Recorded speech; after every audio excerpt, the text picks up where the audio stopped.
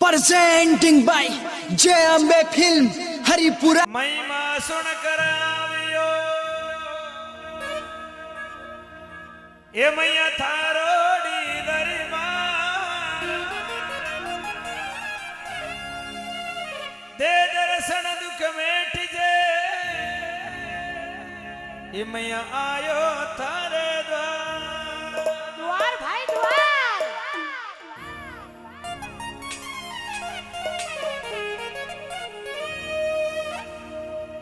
सुन ले मारी गुजरी चला सिकोड़ा मैया के दरबार। भाई भाई छोरा छोरा ने ले लार में धोखा जोदा खेड़ा में जा। जाए भाई जाए। जोदा खेड़ा के मायने सिकोड़ा मैया को बड़ो ही सुंदर दरबार सजो है और नखरेला गुजर अपनी गुजरी ने कहीं कहे सिंगर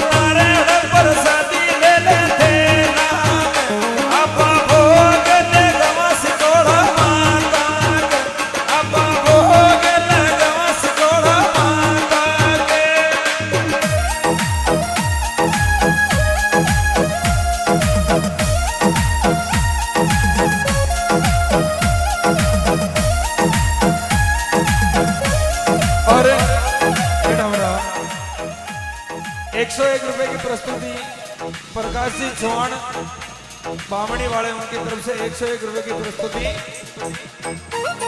यहाँ ये गुजर की तू तो नारायण प्रसादी ले लेते नाम, तू तो नारायण प्रसादी ले लेते नाम, यप्पा भोग लगा सिकोड़ा माता, यप्पा भोग लगा सिकोड़ा माता के।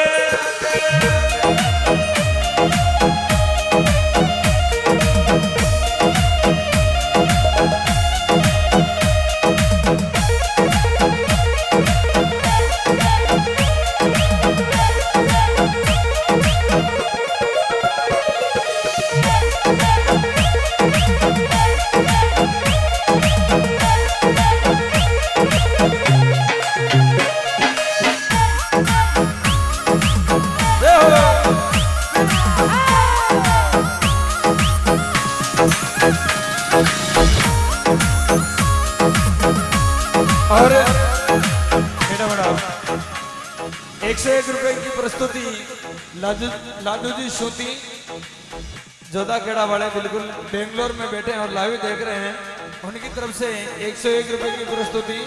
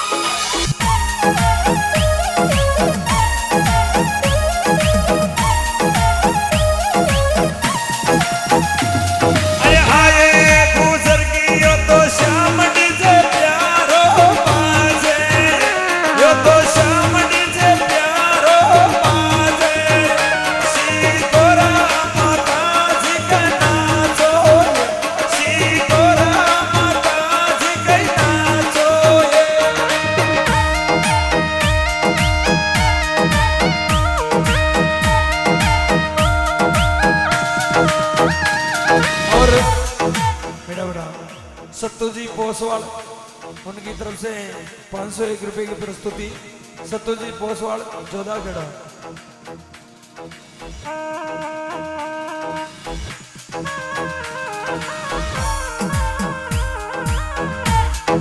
जय हो।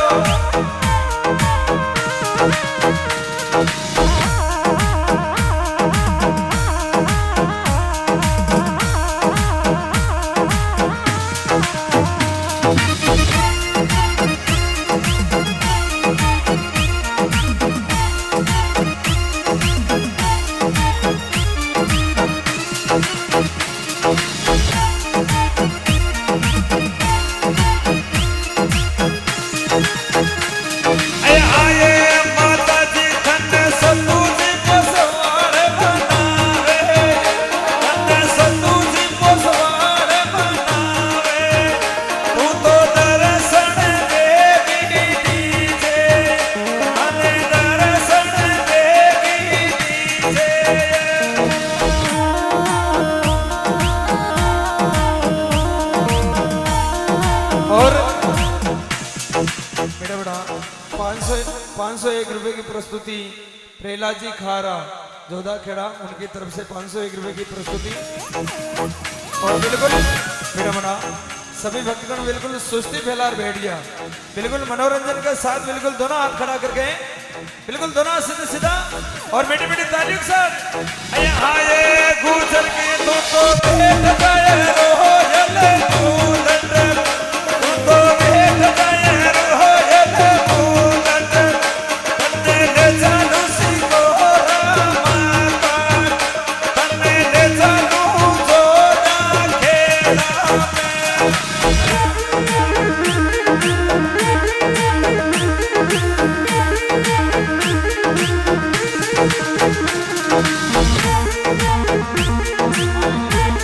और बेड़ा बेड़ा बालाजी प्लॉट आसीन पुष्कर जी गुजर उनकी तरफ से 101 रुपए की प्रस्तुति।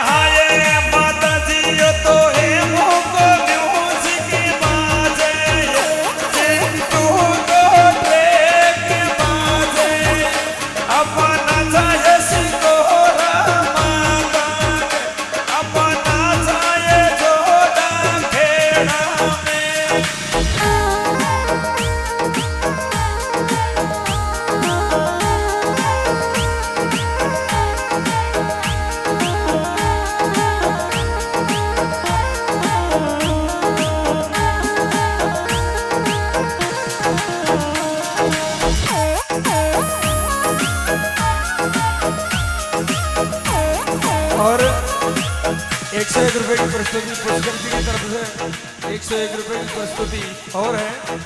और मैया रानी बिल्कुल पुष्कर जी का भंडार सदा भरा रखे।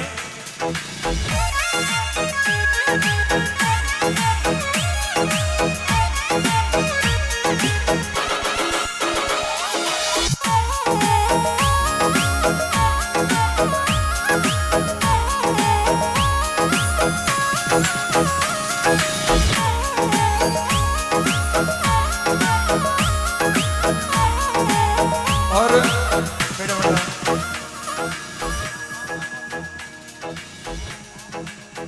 बेटा रामलाल जी पोसवाल जोधाखेड़ा उनकी तरफ से 101 रुपए की प्रस्तुति। उजिस्टर जी पोसवाल उनकी तरफ से 101 रुपए की प्रस्तुति।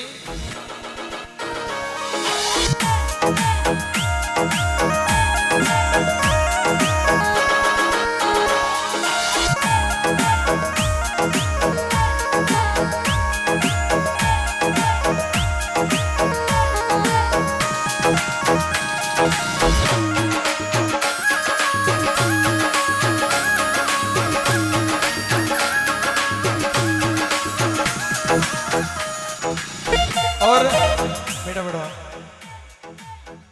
101 रुपए की प्रस्तुति रंगू जीजा परावाली उनकी तरफ से और 100 रुपए बदरी जी गुजर गुद्दा खेड़ा उनकी तरफ से।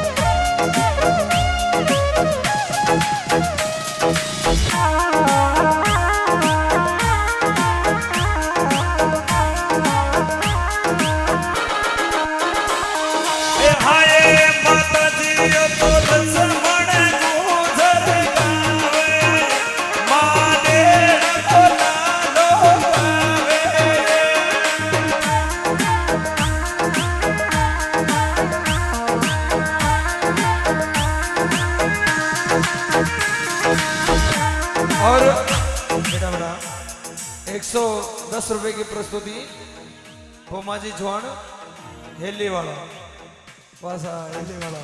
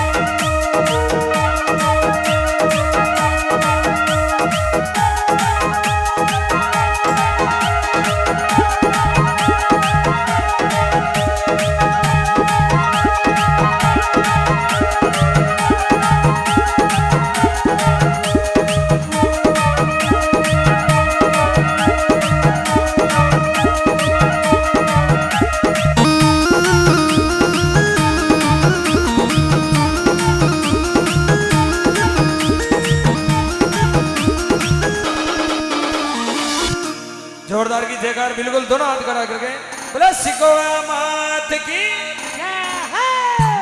और आज के बिल्कुल सभी दान दाताओं की जय हो। 501 रुपए की प्रस्तुति शिवलाल जी दांतड़ा बांध उनकी तरफ से 501 रुपए की प्रस्तुति बहुत बहुत धन्यवाद।